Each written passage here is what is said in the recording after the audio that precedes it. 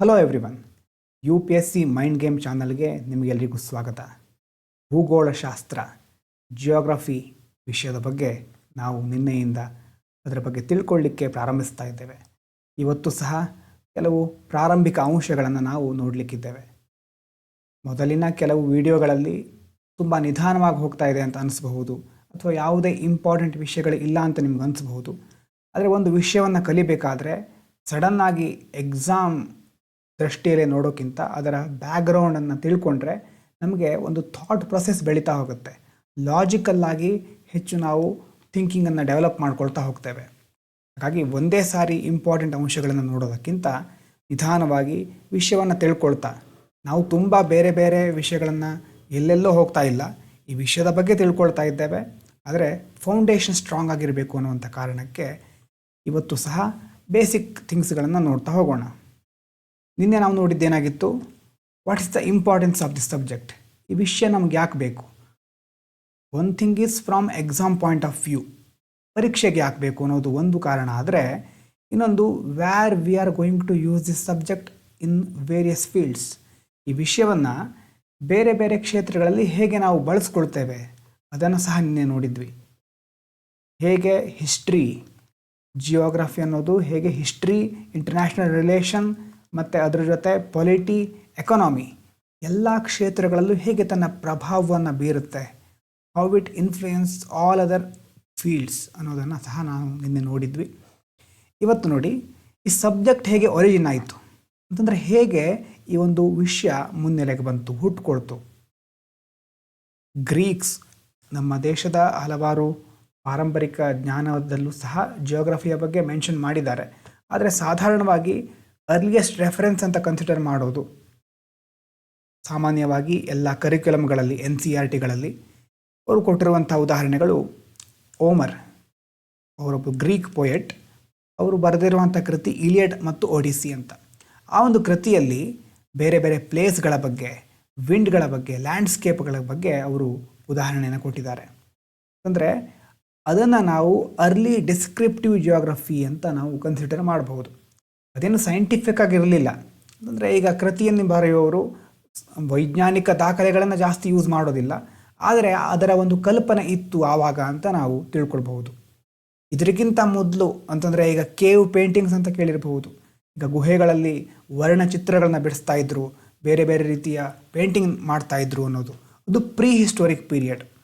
ಆಗಿನ ಕಾಲದಲ್ಲೂ ಸಹ ಮನುಷ್ಯನಿಗೆ ನಕ್ಷತ್ರಗಳ ಬಗ್ಗೆ, ಅಥವಾ ಈ ಚಂದ್ರ ಯಾಕೆ ದಿನದಿಂದ ದಿನಕ್ಕೆ ಬದಲಾಗ್ತಾ ಇದ್ದಾನೆ, ರಿವರ್ಸ್ಗಳು ಯಾಕೆ ಈ ರೀತಿ ಹರಿಯುತ್ತೆ, ಪ್ರಾಣಿಗಳ ಚಲನವಲನ, how all these things changes day by day, ಎಲ್ಲದರ ಬಗ್ಗೆ ಒಂದು ಕುತೂಹಲ ಇತ್ತು. The human being is wondering about space and environment. ಅಂದರೆ ಸುತ್ತಮುತ್ತಲಿನ ವಾತಾವರಣ, ಈ ಒಂದು ಪರಿಸರದ ಬಗ್ಗೆ ಯಾವಾಗಲೂ ಒಂದು ಕುತೂಹಲ ಇರ್ತಾ ಇತ್ತು. ಆ ಒಂದು ಕುತೂಹಲವನ್ನು ಜಗತ್ತಿನ ಬಗ್ಗೆ ಆಗಿರಬಹುದು, ಯೂನಿವರ್ಸ್ ಬಗ್ಗೆ ಆಗಿರಬಹುದು, ನಾವು ಈ ಪೇಂಟಿಂಗ್ಗಳಲ್ಲಿ ನೋಡಬಹುದು. ಅದು ಸಿಸ್ಟಮ್ಯಾಟಿಕ್ ಆಗಿರಲಿಲ್ಲ, ಸಿಂಪಲ್ ಆಗಿ ಮನುಷ್ಯನ ಕುತೂಹಲವನ್ನು ಬಿಂಬಿಸ್ತಾ ಇತ್ತು. ಇದಾದ ನಂತರ ಸಿಸ್ಟಮ್ಯಾಟಿಕ್ ಆಗಿ ನಾವು ನೋಡೋದು ಯಾವಾಗ, ಒಂದು ಸಬ್ಜೆಕ್ಟ್ ಆಗಿ ಅಂತಂದರೆ ಅಲ್ಲೂ ಸಹ ಗ್ರೀಕ್ಸ್ಗಳೇ ಬರ್ತಾರೆ. ಗ್ರೀಕ್ಸ್ ಮತ್ತು ರೋಮನ್ಸ್. ಗ್ರೀಸ್ ಅನ್ನುವಂಥ ಪ್ರದೇಶದ ಮ್ಯಾಪನ್ನು ನೀವು ನೋಡಿರಬಹುದು ಕೆಲವರು. ಕೆಳಗಡೆ ಮೆಡಿಟರೇನಿಯನ್ ಸಿ ಇದೆ, ಆ ಮೆಡಿಟರೇನಿಯನ್ ಸಿ ಮೇಲ್ಗಡೆ ಬರುತ್ತೆ ಇದು ಗ್ರೀಸ್ ಅನ್ನುವಂಥದ್ದು. ಇಲ್ಲಿ ಬಲ್ಗೇರಿಯಾ, ಅಲ್ಬೇನಿಯಾ, ನಾರ್ತ್ ಮೆಸಿಡೋನಿಯಾ ಇಂಥ ಪ್ರದೇಶಗಳೆಲ್ಲ ಅಲ್ಲಿ ಬರುತ್ತೆ. ಈಗ ಗ್ರೀಕ್ ನೋಡಿ, ಗ್ರೀಕ್ಸ್ಗಳು ಮತ್ತು ರೋಮನ್ಸ್ಗಳು ಯಾಕೆ ಅಂತಂದರೆ, ಈ ಒಂದು ವಿಷಯ ನೋಡಿ ಕಾನ್ಸೆಪ್ಚುವಲ್ ಆಗಿ ಎಷ್ಟು ಬ್ಯೂಟಿಫುಲ್ ಆಗಿದೆ ಅಂತಂದರೆ, ಗ್ರೀಸ್ ಇರೋದು ನೋಡಿ ಸುತ್ತಮುತ್ತಲು ಸಮುದ್ರ ಪ್ರದೇಶ ಅಲ್ವಾ. Greece was surrounded by sea, ಸುತ್ತಮುತ್ತಲು ಸಮುದ್ರದಿಂದ ಕವರ್ ಆಗಿದೆ. ಯಾವುದೇ ಒಂದು ಸಮುದ್ರ ಪ್ರದೇಶವನ್ನು ನೀವು ನೋಡಿದಾಗ, ಒಂದು ಬೀಚಿಗೆ ಹೋಗಿರ್ತೀರಿ ಅಥವಾ ಯಾವುದೋ ಒಂದು ಸಮುದ್ರ ತಟಕ್ಕೆ ಹೋಗಿರ್ತೀರಿ, ಸುತ್ತಮುತ್ತಲೂ ಕಾಣಿಸೋದೆಲ್ಲ ನೀರು. ಕೆಳಗಡೆ ನೋಡಿ, ಈ ಒಂದು ಬೀಚ್ನಲ್ಲಿ ಇದ್ದೀರಿ ಅಂತ ಇಟ್ಕೊಳ್ಳಿ, ಎಲ್ಲ ಕಡೆ ನೀರೇ ಕಾಣಿಸ್ತಾ ಇದೆ. ನಿಮ್ಗಾಗ ಒಂದು ಡೌಟ್ ಬರುತ್ತೆ, ಅದರಲ್ಲೂ ಚಿಕ್ಕ ಮಕ್ಕಳಿಗಂತೂ ಆ ಡೌಟ್ ಬಂದೇ ಬರುತ್ತೆ. ಇದಾದ ನಂತರ ಏನಿದೆ, ಅಲ್ಲಿಗೆ ಜಗತ್ತು ಮುಗಿದೋಗ್ಬಿಡುತ್ತಾ, ಅದಾದ ನಂತರ ಏನಿರಬಹುದು, ಇಲ್ಲಿ ಯಾವುದಾದ್ರೂ ಒಂದು ಎಡ್ಜ್ ಇರಬಹುದು. ಎಡ್ಜ್ ಅಂತಂದರೆ ಟೇಬಲ್ ತುದಿಯಿಂದ ಕೆಳಗಡೆ ನೋಡಿದರೆ ಬಿದ್ದು ಬಿಡ್ತಾರೆ. ಅದೇ ರೀತಿ ಸಮುದ್ರದ ತುದಿ ಅಂತ ಇರಬಹುದಾ ಏನಾದರೂ, ಅಲ್ಲಿ ಹೋಗಿ ನಿಂತ್ಕೊಂಡ್ರೆ ನೆಕ್ಸ್ಟ್ ಏನು ಕಾಣಿಸ್ಬಹುದು, ಆ ಎಡ್ಜ್, ಆ ಒಂದು ಹಾರೈಸನ್ ಅನ್ನುವಂಥದ್ದನ್ನು ಈ ಒಂದು ಗ್ರೀಸ್ನವರಿಗೆ ಆ ಒಂದು ಕುತೂಹಲ ಕಾಡ್ತಾ ಇತ್ತು. ಅಂದರೆ ಸುತ್ತಮುತ್ತಲು ಸಿ ಇರೋದ್ರಿಂದ ಅದರ ಆಚೆ ಏನಿರಬಹುದು, what lies beyond that C, ಆ ಕ್ಯೂರಿಯಾಸಿಟಿ ಅವರನ್ನು ಪದೇ ಪದೇ ಕಾಡ್ತಾ ಇತ್ತು. ಹಾಗಾಗಿ ಅಲ್ಲಿಂದ ತುಂಬ ಜನ ಟ್ರಾವೆಲರ್ಸ್ಗಳು ಬರ್ತಾರೆ. ಅವರು ಈಸ್ಟು, ವೆಸ್ಟು, ನಾರ್ತು, ಸೌತು ಎಲ್ಲ ದಿಕ್ಕುಗಳಿಗೂ ಹೋಗಿ ಬೇರೆ ಬೇರೆ ಅನ್ವೇಷಣೆಗಳನ್ನು ಮಾಡ್ತಾರೆ. ಅನ್ವೇಷಣೆ ಮಾಡಿ ಅಲ್ಲಿಂದ ರೆಕಾರ್ಡ್ಸ್ಗಳನ್ನು, ಮ್ಯಾಪ್ಸ್ಗಳನ್ನು, ಟ್ರಾವೆಲಾಗ್ಸ್ಗಳನ್ನು ತೆಗೆದುಕೊಂಡು ಬರ್ತಾರೆ. ಅದರಿಂದಾಗಿ ಜಿಯೋಗ್ರಫಿಯ ಬಗ್ಗೆ ಇನ್ನಷ್ಟು ಅಲ್ಲಿ ಮಾಹಿತಿ ಸಿಕ್ತು. ಅದರ ಜೊತೆ ಮೆಡಿಟರೇನಿಯನ್ ಸ್ಕೈಗಳು, ನೀವು ರಾತ್ರಿ ಆಕಾಶವನ್ನು ನೋಡಿದರೆ ಮೋಡ ಕವಿದಿರಬಹುದು, ಅಥವಾ ಈಗಿನ ಕಾಲದಲ್ಲಿ ಲೈಟ್ ಪೊಲ್ಯೂಷನ್ ಅಂತ ಕರಿತೇವಲ್ವ, ಎಕ್ಸ್ಟ್ರಾ ಆರ್ಟಿಫಿಷಿಯಲ್ ಲೈಟ್ಗಳಿಂದಾಗಿಯೇ ನಮಗೆ ಆಕಾಶದಲ್ಲಿರೋ ನಕ್ಷತ್ರಗಳು ಕಾಣಿಸ್ತಾ ಇಲ್ಲ. ಆದರೆ ಆಗಿನ ಕಾಲದಲ್ಲಿ ಆಕಾಶ ತುಂಬ ಕ್ಲೀನಾಗಿತ್ತು, ಕ್ಲಿಯರ್ ಆಗಿತ್ತು. ಆಕಾಶ ಕ್ಲಿಯರ್ ಆಗಿದ್ದಾಗ ಏನಾಗುತ್ತೆ, ಪ್ರತಿದಿನ ಆಕಾಶ ನೀವು ನೋಡ್ತಾ ಇದ್ದರೆ ನಕ್ಷತ್ರಗಳು ಒಂದೇ ಸ್ಥಾನದಲ್ಲಿ ಇಲ್ಲ ಅಂತ ಗೊತ್ತಾಗುತ್ತೆ. ನಿನ್ನೆ ಒಂದು ಪ್ರದೇಶದಲ್ಲಿರೋ ನಕ್ಷತ್ರ, ಆಕಾಶದಲ್ಲಿ ಒಂದು ನಕ್ಷತ್ರ ಕಾಣ್ತಾ ಇತ್ತು, ಇವತ್ತು ನೋಡ್ತೀರಿ ಆ ನಕ್ಷತ್ರ ಅಲ್ಲಿಲ್ಲ, ಬೇರೆ ಎಲ್ಲೋ ಅದು ಬೇರೆ ಕಡೆ ಚೇಂಜ್ ಆಗಿದೆ, ಅದರ ಪೊಸಿಷನ್ ಚೇಂಜ್ ಆಗ್ತಾ ಇದೆ. ಹಾಗಾಗಿ ಆ ಆಸ್ಟ್ರೋನಾಮಿಕಲ್ ಅಬ್ಸರ್ವೇಷನ್ಗಳು ಸಹ ಅಲ್ಲಿ ಸಾಧ್ಯ ಆಗುತ್ತೆ. ಸ್ಟಾರ್ಗಳೆಲ್ಲ ರೆಗ್ಯುಲರ್ ಆಗಿ ಮೂವ್ ಆಗ್ತಾ ಇವೆ ಅನ್ನೋದು ಆವಾಗ ಅವರಿಗೆ ಗೊತ್ತಾಗ್ತಾ ಹೋಗುತ್ತೆ. ಆ ಸಂದರ್ಭದಲ್ಲಿ ತುಂಬ ಜನ ಸ್ಕಾಲರ್ಸ್ಗಳು ಬರ್ತಾರೆ. 3rd BC ಅಂತ ತುಂಬ ಹಳೆ ಕಾಲದಲ್ಲಿ, ಕ್ರಿಸ್ತಪೂರ್ವ 3ನೇ ಶತಮಾನ, ಎರಾಟೋಸ್ತನಿಸ್ ಅಂತ ಒಬ್ಬರಿದ್ದರು. ಅವರನ್ನು ನಾವು ಫಾದರ್ ಆಫ್ ಜಿಯೋಗ್ರಫಿ ಅಂತ ಕರಿತೇವೆ. ಈ ಫಸ್ಟ್ ಯೂಸ್ ದ ವರ್ಡ್ ಜಿಯೋಗ್ರಾಫಿಕಾ. ಅವರೇ ಈ ಜಿಯೋಗ್ರಾಫಿಕಾ ಅಂತ ಒಂದು ವರ್ಡನ್ನು ಯೂಸ್ ಮಾಡ್ತಾರೆ. ಜಿಯೋ ಅಂತಂದರೆ ಅರ್ತ್ ಅಂತ, ಗ್ರಾಫಿನ್ ಅಂತಂದರೆ ರೈಟ್ ಅಥವಾ ಡಿಸ್ಕ್ರೈಬ್ ಮಾಡೋದು ಅನ್ನುವಂಥ ಅರ್ಥ ಸಹ ಆಗುತ್ತೆ. ಮತ್ತು ಅರ್ತ್ ಸರ್ಕಂಫರೆನ್ಸ್ ರಿಮಾರ್ಕೆಬಲ್ ಅಕ್ಯುರೆಸಿಯಿಂದ ಅವರು ಮೆಜರ್ ಮಾಡ್ತಾರೆ. ಇನ್ನು ಹಿಪಾರ್ಕಸ್ ಅನ್ನುವರು ಸಹ ಬರ್ತಾರೆ. ಗ್ರಿಡ್ ಸಿಸ್ಟಮ್ಗಳನ್ನು, ಲ್ಯಾಟಿಟ್ಯೂಡ್, ಲಾಂಜಿಟ್ಯೂಡ್ ಅನ್ನೋದೆಲ್ಲ ನಾವು ಕಲಿತೇವೆ. ಮತ್ತು ಕನ್ನಡದಲ್ಲಿ ಏನಂತ ಕರೀತಾರೆ, ಅಕ್ಷಾಂಶ, ರೇಖಾಂಶಗಳು, ಅದರ ಒಂದು ಕಾನ್ಸೆಪ್ಟನ್ನು ಹಿಪಾರ್ಕಸ್ ಅವರು ಕೊಡ್ತಾರೆ. ಇನ್ನು ಟಾಲೆಮಿ ಜಿಯೋಗ್ರಫಿಯಾ ಅನ್ನುವಂಥ ಬುಕ್ ಬರೀತಾರೆ. ಮ್ಯಾಪ್ಗಳ ಬಗ್ಗೆ, ಜಿಯೋಸೆಂಟ್ರಿಕ್ ಥಿಯರಿ ಬಗ್ಗೆ ಎಕ್ಸ್ಪ್ಲೇನ್ ಮಾಡ್ತಾರೆ. ಹಾಗಾಗಿ ಈ ಗ್ರೀಕ್ ಮತ್ತು ರೋಮನ್ಸ್ ಈ ಜಿಯೋಗ್ರಫಿ ಸಬ್ಜೆಕ್ಟ್ಗಳಿಗೆ, ಮುಖ್ಯವಾಗಿ ಬೇರೆ ಬೇರೆ ವಿಷಯಗಳಿಗೆ ಬಹಳ ಕೊಡುಗೆಯನ್ನು ಕೊಟ್ಟಿದ್ದರು. ಅದರ ನಂತರ ಮೊದಲೇ ಹೇಳಿದ್ವಲ್ವ, ಸ್ಟಾರ್ ಪೊಸಿಷನ್ಗಳನ್ನು ನೋಡ್ತಾ ನೋಡ್ತಾ ಮನುಷ್ಯನಿಗೆ ಆಕಾಶದ ಬಗ್ಗೆ ಆಗಿರಬಹುದು, ಅಥವಾ ತನಗೆ ಗೊತ್ತಿಲ್ಲದೆ ಇರೋದು ಏನೋ ಇದೆ, ಮೇಲ್ಗಡೆ ಇನ್ಯಾವುದೋ ಒಂದು ಶಕ್ತಿ ಇರಬಹುದು, ಅರ್ತ್ ರೊಟೇಟ್ ಆಗೋದು, ರೆವಲ್ಯೂಷನ್ ಆಗೋದು, ಎಲ್ಲದರ ಬಗ್ಗೆ ಕುತೂಹಲ ಹುಡ್ತಾ ಹೋಗುತ್ತೆ. ಇನ್ನು ಕೆಲವೊಂದು ಕಡೆ ನೀವು ಸನ್ ಡಯಲ್ ಅಂತ ಕೇಳಿರಬಹುದು. ಏನು ಸನ್ ಡಯಲ್ ಅಂತಂದರೆ ನೆರಳಿನ ಗಡಿಯಾರ ಅಂತ ಕರಿತೇವೆ. ಅಂತಂದರೆ ಈಗ ನೋಡಿ, ಇಲ್ಲೊಂದು ಕಾಣಿಸ್ತಾ ಇದೆ ಕೆಳಗಡೆ, ಇಲ್ಲಿ ಸೂರ್ಯನ ಕಿರಣಗಳು ಇದರ ಮೇಲೆ ಬಿದ್ದಾಗ ನೆರಳು ಉಂಟಾಗುತ್ತೆ. ನಿಮ್ಗೆ ಗೊತ್ತಿದೆ, ಇಲ್ಲಿ ನೆರಳಿದೆ. ಸೂರ್ಯನ ಚಲನೆ ಹೇಗೆ ಚೇಂಜ್ ಆಗ್ತಾ ಇರುತ್ತೋ ಅದೇ ರೀತಿ ಈ ನೆರಳು ಸಹ ಚೇಂಜ್ ಆಗ್ತಾ ಹೋಗುತ್ತೆ. ಸೂರ್ಯ ಈ ಕಡೆ ಇದ್ದರೆ ಈ ನೆರಳು ಅಪೋಸಿಟ್ ಡೈರೆಕ್ಷನಲ್ಲಿ ಬೀಳುತ್ತೆ. ಹೀಗೆ ಈ ಸೂರ್ಯನ ಚಲನೆಯನ್ನು ಇಟ್ಕೊಂಡು ಉಂಟಾಗುವ ನೆರಳಿನಿಂದ ಸಮಯವನ್ನು ನಾವು ಫೈಂಡ್ ಔಟ್ ಮಾಡ್ತಾ ಇದ್ವಿ ಹಳೆ ಕಾಲದಲ್ಲಿ. ನೋಡಿ, ಜಂತರ್ ಮಂತರ್ ಎಲ್ಲಿದೆ ಅಂತ ನಿಮ್ಗೆ ಗೊತ್ತಿರಬಹುದು. ರಾಜಾ ಜೈಸಿಂಗ್ ಅವರು 18ನೇ ಶತಮಾನದಲ್ಲಿ ಇಂಥ ಒಂದು ಸನ್ಡೈಲನ್ನು ಬಿಲ್ಡ್ ಮಾಡಿದರು. ಅದನ್ನು ಬೇರೆ ಬೇರೆ ಆಸ್ಟ್ರೋನಾಮಿಕಲ್ ಮೆಜರ್ಮೆಂಟ್ಗಳಿಗೆ, ಹೀಗೆ ಬೇರೆ ಬೇರೆ ಕಾರಣಗಳಿಗೆ ಅದನ್ನು ಉಪಯೋಗಿಸ್ತಾ ಇದ್ದರು. ಅಂದರೆ ಜಿಯೋಗ್ರಫಿ ಅನ್ನುವಂಥ ಸಬ್ಜೆಕ್ಟು ಎಲ್ಲ ಕಡೆ ಎಲ್ಲರ ಗಮನವನ್ನು ಸೆಳೀತಾ ಇತ್ತು. ಅದಕ್ಕೆ ಅವರು ಜಿಯೋಗ್ರಫಿ ಅಂತ ಹೆಸರು ಕೊಟ್ಟಿರಲಿಲ್ಲ. ಅವರಿಗೆ ಅದು ಭೂಗೋಳ ಶಾಸ್ತ್ರ ಅಂತ ಗೊತ್ತಿಲ್ಲದೆ ಇರಬಹುದು. ಆದರೆ ಸುತ್ತಮುತ್ತಲಿನ ಆಗ್ತಾ ಇರುವಂತಹ ಬೇರೆ ಬೇರೆ ಘಟನೆಗಳಿರುತ್ತಲ್ವ, ಅದರ ಕಡೆ ಕುತೂಹಲವನ್ನು ತೋರಿಸ್ತಾ ಇದ್ದರು. ಇದಾದ ನಂತರ ನಾವು ಮನುಷ್ಯರಿದ್ದೀವಲ್ವ, ನಮ್ಗೆ ಯಾವಾಗಲೂ ಏನು, ನಾವೇ ದೊಡ್ಡವರು, ಪ್ರಪಂಚ ನಮಗೋಸ್ಕರನೇ ಇರೋದು ಅಂತ ನಾವು ಅಂದ್ಕೊಂಡು ಬಿಡ್ತೇವೆ. ನಮ್ಮ ಪ್ಲೇಸ್ ಎಲ್ಲಿದೆ ಹಾಗಾದರೆ ಯೂನಿವರ್ಸಲ್ಲಿ, ನಾವು ಎಲ್ಲಿದ್ದೇವೆ ಅನ್ನೋದ್ರ ಬಗ್ಗೆ ಬೇರೆ ಬೇರೆ ಥಿಯರಿಗಳಿದೆ. ನೋಡಿ, ಮನುಷ್ಯ ಹೇಗಂತಂದರೆ ಇಡೀ ಬ್ರಹ್ಮಾಂಡ ಇದೊಂದು ದೊಡ್ಡ ಸರ್ಕಲ್ ಅಂತ ಇಟ್ಕೊಂಡ್ರೆ, ಈ ಸರ್ಕಲ್ನಲ್ಲಿ ಮನುಷ್ಯ ಏನಂದ್ಕೊಳ್ತಾನೆ, ಈ ಬ್ರಹ್ಮಾಂಡದ ಮೂಲ ಬಿಂದುನೇ ನಾನೇ ಜಗತ್ತಿನಲ್ಲಿ ಮುಖ್ಯ ಆಗಿರೋದು, ನನ್ನನ್ನು ಬಿಟ್ಟರೆ ಬೇರೆ ಯಾರು ಇಲ್ಲಿ ಶ್ರೇಷ್ಠರು ಇಲ್ಲ. ಅಂದರೆ humans are special and they are the centre of universe. ನಮಗೋಸ್ಕರನೇ ಪ್ರಪಂಚ ಇರೋದು, ಎಲ್ಲವೂ ನಮಗೋಸ್ಕರ ಆಗಿರೋದು. ಈ ಒಂದು ಥಿಯರಿ ಇದೆಯಲ್ವಾ, ಮನುಷ್ಯನಿಗೆ ಎಲ್ಲದೂ ಇರೋದು ಅಂತ, ಮನುಷ್ಯನೇ ಎಲ್ಲವಕ್ಕೂ ಮುಖ್ಯ ಆಗಿರೋದು ಅನ್ನೋದನ್ನು ನಾವು ಆಂಥ್ರೋಪೋಸೆಂಟ್ರಿಕ್ ವ್ಯೂ ಅಂತ ಕರೀತೇವೆ. ಆಂಥ್ರೋಪಾಲಜಿ ಅಂತ ಕೇಳಿರಬಹುದು. ಅದೇ ರೀತಿ ಮನುಷ್ಯನ ಒಂದು ಅಧ್ಯಯನ ಮಾಡೋದಕ್ಕೆ. ಆಂಥ್ರೋಪೋಸೆಂಟ್ರಿಕ್ ಅಂತಂದರೆ ಮನುಷ್ಯನೇ ಕೇಂದ್ರ ಬಿಂದು ಆಗಿರೋದು, ಆಂಥ್ರೋಪೋಸೆಂಟ್ರಿಕ್ ವ್ಯೂ ಅಂತ ಇದು ಕರಿತೇವೆ. ಸ್ಟಾರ್ಟಿಂಗಲ್ಲಿ ನಾವೇ ಜಗತ್ತಿನ ಕೇಂದ್ರ ಬಿಂದು ಅಂತ ಅಂದ್ಕೊಂಡಿದ್ವಿ. ಇದಾದ ನಂತರ ಹಾಗಿಲ್ಲ, ಅದು ಜಗತ್ತು ನಮಗಿಂತ ಇನ್ನೂ ಬೇರೆ ಬೇರೆ ಅಂಶಗಳನ್ನು ಸಹ ಒಳಗೊಂಡಿದೆ ಅಂತ ಕೆಲವರು ಹೇಳ್ತಾ ಹೋಗ್ತಾರೆ. ಅದರಲ್ಲಿ ಬರುವಂಥ ಇನ್ನೊಂದು ಥಿಯರಿ ಯಾವುದು ನೋಡಿ, ಜಿಯೋಸೆಂಟ್ರಿಕ್ ಥಿಯರಿ. ಜಿಯೋಸೆಂಟ್ರಿಕ್ ಅಂತಂದರೆ ಸ್ವಲ್ಪ ಹೊತ್ತಿನಿಂದ ಜಿಯೋಗ್ರಾಫಿ ಅಂತ ನೋಡಿದ್ವಿ. ಜಿಯೋಗ್ರಾಫಿಯಲ್ಲಿ ಜಿಯೋ ಅಂತಂದರೆ ಏನಾಗಿತ್ತು, ಭೂಮಿ.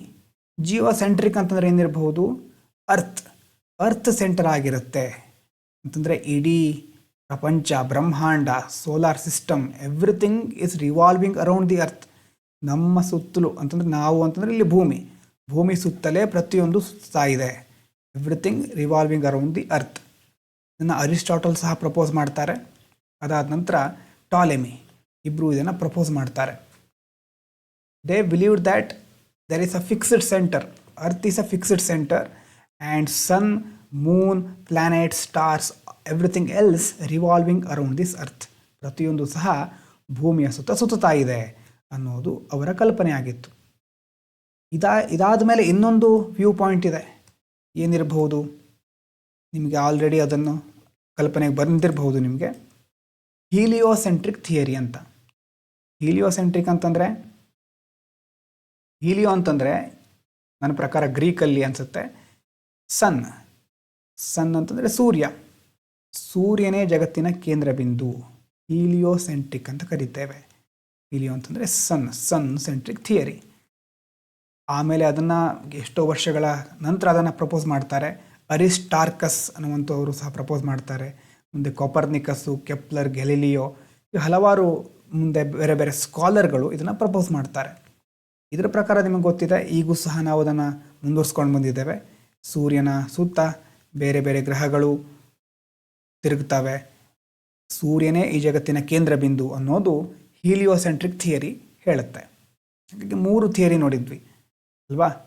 ಮೊದಲನೇದು ಯಾವುದಾಗಿತ್ತು, ಮನುಷ್ಯ ಅಂತಂದರೆ ತುಂಬ ಲಿಮಿಟೆಡ್ ವ್ಯೂ, ಅದು ನಾವೇ ದೊಡ್ಡವರು, ನಮ್ಮ ಸುತ್ತಮುತ್ತಲೇ ನಮಗೋಸ್ಕರನೇ ಎಲ್ಲವೂ ನಡೀತಾ ಇದೆ, ಆಂಥ್ರೋಪೋಸೆಂಟ್ರಿಕ್ ಥಿಯರಿ. ಅದಾದಮೇಲೆ ಜಿಯೋಸೆಂಟ್ರಿಕ್ ಥಿಯರಿ, ಅದಾದಮೇಲೆ ಹೀಲಿಯೋಸೆಂಟ್ರಿಕ್ ಥಿಯರಿ. ಇದು 3 ಮುಖ್ಯವಾದ ಥಿಯರಿಗಳು. ಅಂದರೆ ನಮ್ಮ ಪ್ಲೇಸ್ ಎಲ್ಲಿದೆ ಅನ್ನೋದನ್ನು ತಿಳಿಸ್ಲಿಕ್ಕೋಸ್ಕರ ಬೇರೆ ಬೇರೆ ಥಿಯರಿಗಳನ್ನು ಪ್ರಪೋಸ್ ಮಾಡಿದರು. ಇನ್ನು ರಿನೆಸೆನ್ಸ್, ಪುನರುಜ್ಜೀವನ ಕಾಲ, ಪುನರುತ್ಥಾನದ ಕಾಲ ಅಂತೆಲ್ಲ ಆಗುತ್ತೆ. ಎಲ್ಲ ನೀವು ಮೀಡಿಯಲ್ ಹಿಸ್ಟ್ರಿ, ಮಾಡರ್ನ್ ಹಿಸ್ಟ್ರಿಯಲ್ಲಿ ಕೆಲವೊಂದು ಸಾರಿ ಕೇಳ್ತೀರಿ.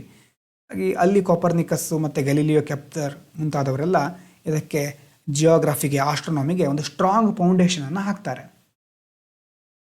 ಇದಾದ ನಂತರ ಈ ಯೂನಿವರ್ಸ್ ಹೇಗೆ ಹುಟ್ಕೊಳ್ತು, ಎಲ್ಲ ಆಯಿತು, ಹೇಗೆ ಈ ಜಗತ್ತು ಹುಟ್ಕೊಂಡಿರಬಹುದು, ಈಗಲೂ ಸಹ ಆ ಒಂದು ಕುತೂಹಲ ನಮಗೆಲ್ರಿಗೂ ಇರುತ್ತೆ. ಅಂದರೆ ಸ್ಟಾರ್ಟಿಂಗಲ್ಲಿ ಹೇಗೆ ಹುಟ್ಕೊಂಡಿರಬಹುದು, ದೇವರು ಸಡನ್ನಾಗಿ ಎಲ್ಲವನ್ನು ಸೃಷ್ಟಿ ಮಾಡಿರಬಹುದಾ, ಅಥವಾ ಒಂದು ದಿನ ನಾವು ಸಡನ್ನಾಗಿ ಹುಟ್ಬಿಟ್ವಾ, ಎಲ್ಲ ಆಲ್ರೆಡಿ ಕ್ರಿಯೇಟ್ ಆಗಿರುತ್ತಾ. ತುಂಬ ಬೇರೆ ಬೇರೆ ಥಿಯರಿಗಳಿದೆ. ಒಂದು ಥಿಯರಿ ಇದರಲ್ಲಿ ಫಿಲಾಸಫಿಕಲ್ ಒರಿಜಿನ್ಗೆ ಸಂಬಂಧಪಟ್ಟ ಹಾಗೆ ಇಮ್ಯಾನ್ಯುಯಲ್ ಕಾಂಟ್ ಅವರು ಕೊಡ್ತಾರೆ. ಆ ಥಿಯರಿ ಏನಂತಂದರೆ ನೆಬುಲಾರ್ ಹೈಪಾಥಿಸಿಸ್. ಅಂದರೆ ಈ ಸೋಲಾರ್ ಸಿಸ್ಟಮ್ ಇದೆಯಲ್ವಾ, ನಮ್ಮ ಸೌರವ್ಯೂಹ, it is formed from large rotating cloud. ದೊಡ್ಡ ಕ್ಲೌಡ್, ಮೋಡದಂತಹ ದೊಡ್ಡ ವ್ಯವಸ್ಥೆ ತಿರುಗ್ತಾ ಇದೆ, ರೊಟೇಟ್ ಆಗ್ತಾ ಇದೆ. ರೊಟೇಟ್ ಆಗಿ ಆಗಿ ಆಗಿ ಅದರಿಂದ ಸೋಲಾರ್ ಸಿಸ್ಟಮ್ ಫಾರ್ಮ್ ಆಯಿತು. ಆ ಕ್ಲೌಡಲ್ಲಿ ಏನಿತ್ತು, it includes gas and dust, ಬೇರೆ ಬೇರೆ ಗ್ಯಾಸು, ಡಸ್ಟ್ ಪಾರ್ಟಿಕಲ್ಗಳಿತ್ತು. ಅದರಿಂದಾಗಿ ನಮ್ಮ ಸೋಲಾರ್ ಸಿಸ್ಟಮ್ ಫಾರ್ಮ್ ಆಯಿತು ಅನ್ನೋದು ನೆಬ್ಯುಲಾರ್ ಹೈಪಾಥಿಸಿಸ್. ಅಂದರೆ ನೆಬ್ಯುಲಾದಿಂದ ಸೋಲಾರ್ ಸಿಸ್ಟಮ್ ಫಾರ್ಮ್ ಆಯಿತು ಅಂತ ಇಮ್ಯಾನ್ಯುಯಲ್ ಕಾಂಟ್ ಅವರು ಹೇಳ್ತಾರೆ. ಅದನ್ನು ಮುಂದೆ ಲ್ಯಾಪ್ಲೇಸ್ ಅವರು ಸ್ವಲ್ಪ ಮಾಡಿಫೈ ಮಾಡ್ತಾರೆ. ನಂತರ ಅದನ್ನು ಕಾಂಟ್ ಲ್ಯಾಪ್ಲೇಸ್ ನೆಬ್ಯುಲಾರ್ ಹೈಪಾಥಿಸಿಸ್ ಅಂತ ಕರೀತೇವೆ. ಇದು ಒಂದು ಥಿಯರಿ, ನೆಬ್ಯುಲಾದಿಂದ ಯೂನಿವರ್ಸ್ ಹುಟ್ಟುಕೊಳ್ತು. ಇದಾದ ನಂತರ ಬೇರೆ ಬೇರೆ ಥಿಯರಿಗಳು ಬರ್ತಾ ಹೋಗುತ್ತೆ. ನಮ್ಮ ಸೋಲಾರ್ ಸಿಸ್ಟಮ್ ಇಷ್ಟು ದೊಡ್ಡದಿದೆ, ಇದೇ ಬ್ರಹ್ಮಾಂಡ ಅಂತ ಅಂದ್ಕೊಂಡಿದ್ವಿ. ಆದರೆ 20ನೇ ಶತಮಾನದ ಆ ಒಂದು ಕಾಲಕ್ಕೆ ಬರುವ ಹೊತ್ತಿಗೆ ನಮ್ಮ ಸೋಲಾರ್ ಸಿಸ್ಟಮ್ ಇದೆಯಲ್ವಾ, ಇದೂ ಸಹ ದೊಡ್ಡದಲ್ಲ. ಇಡೀ ಬ್ರಹ್ಮಾಂಡದಲ್ಲಿ ನಮ್ಮ ಸೋಲಾರ್ ಸಿಸ್ಟಮ್ ಒಂದು ಚಿಕ್ಕ ಭಾಗ ಮಾತ್ರ. ಯೂನಿವರ್ಸ್ ಅಷ್ಟು ದೊಡ್ಡದಿದೆ ಅಂತಂದರೆ ನಮ್ಮ ಸೋಲಾರ್ ಸಿಸ್ಟಮ್ ಇರೋದು ಮಿಲ್ಕಿ ವೇ ಗ್ಯಾಲಕ್ಸಿಯಲ್ಲಿ. ನಮ್ಮ ಸೋಲಾರ್ ಸಿಸ್ಟಮ್ ಅಂತಹ ನಮ್ಮ ಸೌರವ್ಯೂಹದಂತಹ 100-200 ಬಿಲಿಯನ್ ಸೂರ್ಯಗಳಿದ್ದಾರೆ. ಅಷ್ಟು ದೊಡ್ಡ ದೊಡ್ಡ ಸೋಲಾರ್ ಸಿಸ್ಟಮ್ಗಳಿದೆ. ಅದು ಕೇವಲ ನಮ್ಮ ಒಂದು ಮಿಲ್ಕಿ ವೇ ಗ್ಯಾಲಕ್ಸಿಯಲ್ಲಿ. ಇಂತಹ ಗ್ಯಾಲಕ್ಸಿಗಳು ಕೋಟ್ಯಾಂತರಗಳಿವೆ. ಕೋಟ್ಯಾಂತರ ಇಂತಹ ಗ್ಯಾಲಕ್ಸಿಗಳಿದ್ದು ಪ್ರತಿಯೊಂದು ಗ್ಯಾಲಕ್ಸಿಯಲ್ಲೂ 100-200 ಬಿಲಿಯನ್ ನಕ್ಷತ್ರಗಳಿದೆ. ಆ ಪ್ರತಿ ನಕ್ಷತ್ರದಲ್ಲೂ ಇಂತಹ ಸೋಲಾರ್ ಸಿಸ್ಟಮ್ಗಳಿದೆ. ಅಂದರೆ ಎಷ್ಟು ವಿಶಾಲವಾಗಿರಬಹುದು, ಎಷ್ಟು ದೊಡ್ಡದಿರಬಹುದು ಈ ಬ್ರಹ್ಮಾಂಡ. ಅದನ್ನು ಊಹೆ ಮಾಡ್ಕೊಳ್ಳಿಕ್ಕೂ ಸಾಧ್ಯ ಆಗೋದಿಲ್ಲ. It's beyond our imagination. Means how big may be the universe ಅಲ್ವಾ. Billions of galaxy, billions of ಸ್ಟಾರ್ಸ್ಗಳಿದೆ. ಹಾಗಾಗಿ that's why so insignificant we are in front of this universe. ಬ್ರಹ್ಮಾಂಡದ ಮುಂದೆ ನಾವು ಏನೂ ಅಲ್ಲ. ನಮ್ಮ ಸಂಕಷ್ಟಗಳಿರ್ಬೋದು, ನಮ್ಮ ನೋವುಗಳಿರ್ಬೋದು, ಇದು ಯಾವುದು ಲೆಕ್ಕಕ್ಕೆ ಬರೋದಿಲ್ಲ. ಹಾಗಾಗಿ ನಾವೇ ದೊಡ್ಡವರು ಅಂತ ಅಹಂಕಾರ ಪಟ್ಕೊಂಡಿರ್ತೀವಲ್ವ ಎಷ್ಟೋ ಸಾರಿ. ಅದು ಏನೂ ಅಲ್ಲ, ನೀನು ಒಂದು ತೃಣಕ್ಕೂ ಸಮಾನ ಅಲ್ಲ ಅಂತ ಯೂನಿವರ್ಸ್ ನಮಗೆ ಆವಾಗ ಹೇಳ್ತಾ ಇರುತ್ತೆ. ಸೈನ್ಸು, ಜಿಯೋಗ್ರಫಿ ಎಲ್ಲ ಅದನ್ನು ಪ್ರೂವ್ ಮಾಡುತ್ತೆ.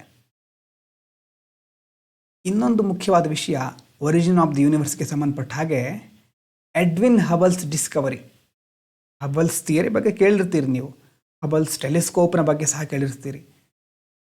ಎಡ್ವಿನ್ ಹಬಲ್ ಅವರು ಏನು ಮಾಡ್ತಾರೆ ಅಂತಂದರೆ ಸುಮಾರು 1920ಗಳ ಒಂದು ಕಾಲದಲ್ಲಿ 1920-23ರ ಒಂದು ಅವಧಿಯಲ್ಲಿ ಮೌಂಟ್ ವಿಲ್ಸನ್ ಟೆಲಿಸ್ಕೋಪನ್ನು ಯೂಸ್ ಮಾಡಿ ಒಂದು ಅಬ್ಸರ್ವೇಷನ್, ಒಂದು ವೀಕ್ಷಣೆ ಮಾಡ್ತಾ ಇರಬೇಕಾದ್ರೆ ಅವರಿಗೆ ಒಂದು ಅಂಶ ಗೊತ್ತಾಗುತ್ತೆ.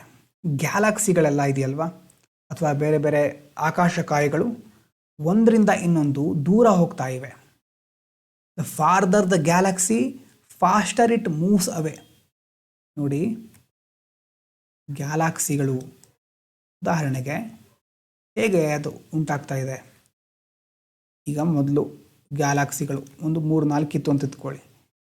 ಕಾಲ ಕಳೆದ ಹಾಗೆ ಈ 4 ಇರೋದಲ್ವಾ, ಇದರ ನಡುವೆ ಡಿಸ್ಟೆನ್ಸ್ ಜಾಸ್ತಿ ಆಗ್ತಾ ಇದೆ, ದೂರ ಹೋಗ್ತಾ ಇವೆ, ಒಂದರಿಂದ ಒಂದು ದೂರ ಹೋಗ್ತಾ ಇವೆ.